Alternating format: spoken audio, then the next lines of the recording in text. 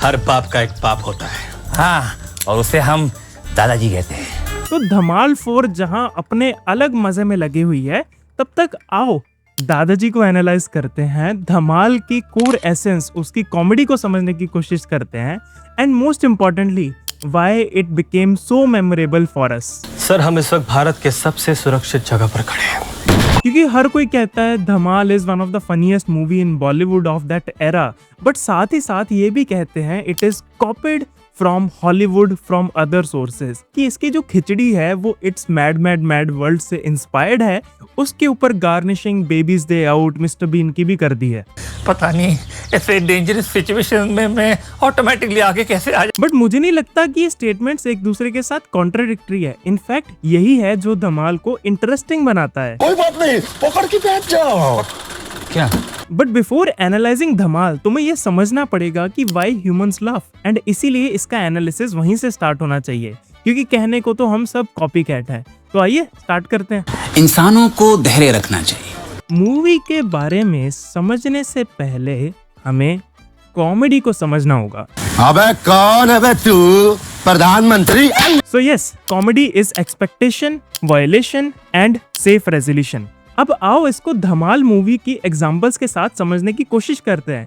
Just remember, धमाल के जो सबसे ज्यादा आइकॉनिक सीन्स हैं वो किस पार्ट में आते हैं? All of them start after the chess sequence, मतलब लिटरल यूजर प्रोग्रेशन, कि एक गोल है, एक ऑब्स्टेकल उसके बीच में आ रहा है और उसके बीच में कॉमेडी हो रही है। अगर मैं इसे उसी फ्रेमवर्क में दोबारा पुट करूं जो हमने इंट्रोड्यूस किया था, तो यहाँ पे तुम देख सकते हो कि सबकी एक्सपेक्टेशन है 10 करोड़ तक पहुंचना।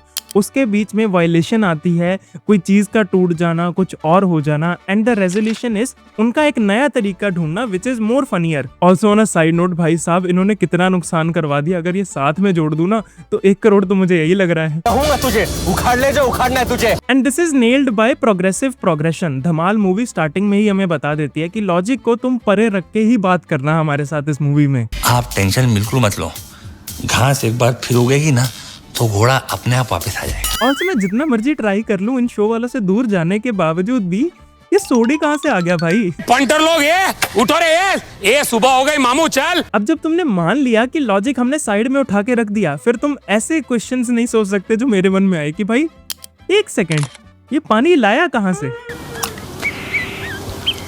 But you know this is very interesting in itself, क्योंकि इस पानी वाले सीन का पे ऑफ बाद में होता है। तुम लोग को जो करना है करो, मुझे तो बहुत सारा बाथरूम करना है यार। And not just this, Dhamaal movie में ये चीज बार बार होती है। जैसे तुम इससे पहले ये पाशा गैंग का ले लो। पुलिस को शक है कि वो चारों लोग पाशा गैंग के आदमी।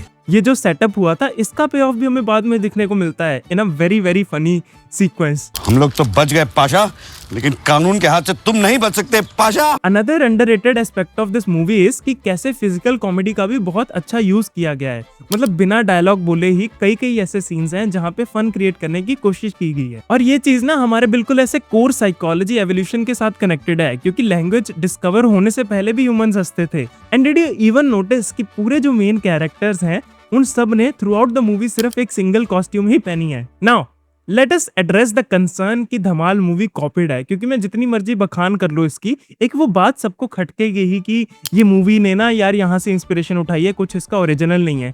क्योंकि before I knew it was a copied movie, मैं तो इस सेंस में सोच रहा था कि भाई इस डायलॉग को सोचा भी कैसे होगा, लिखा भी कैसे होगा। नाम बताते बताते गोवा पहुंच जाएगा। But I was wrong. People actually did not care if this movie was copied or not. और मैं सोच में पड़ गया, but then I realized it is very obvious. People do not consume ideas, they consume experiences. कोई भी theatre में जाके ये नहीं सोचता कि वाह भाई मुझे क्या स्क्रीन प्ले दिखा दिया, क्या नैरेटिव दिखा दिया। कॉमेडी मूवीज के साथ वो बाहर निकलने साथ पहला क्वेश्चन यही पूछते हैं, डिड आई लाफ और नॉट।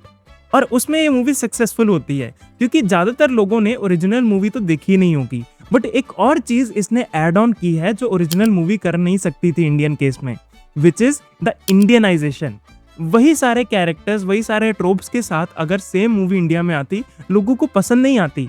बट ये जैसे नाम वाला नुआंस हो गया, ऐसे छोटे छोटे एलिमेंट्स हैं जो सिर्फ इंडियन कंटेक्स्ट में ही फनी लगते हैं। ये मैंने आग लगाई और हुआ उजाला। ये उजाला उजाला मानव, जब मैंने ट्राई किया था सब जल रहे थे।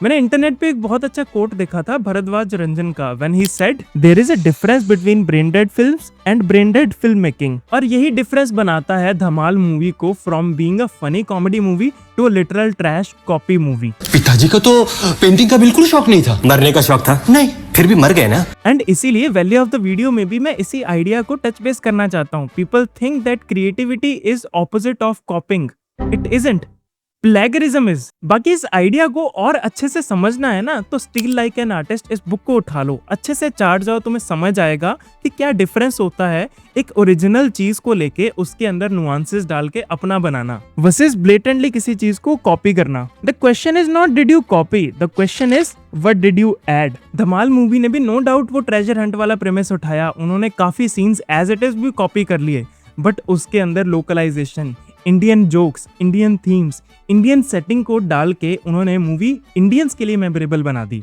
नारी छू। नारी? हाँ। तुम तो पुरुष लगता है। हाँ। And that is the essence of copying. हर कोई कॉपी करता है, बट कहते हैं ना कि नकल के लिए भी अक्ल चाहिए, बस वही अक्ल यहाँ पे हमें दिखती है।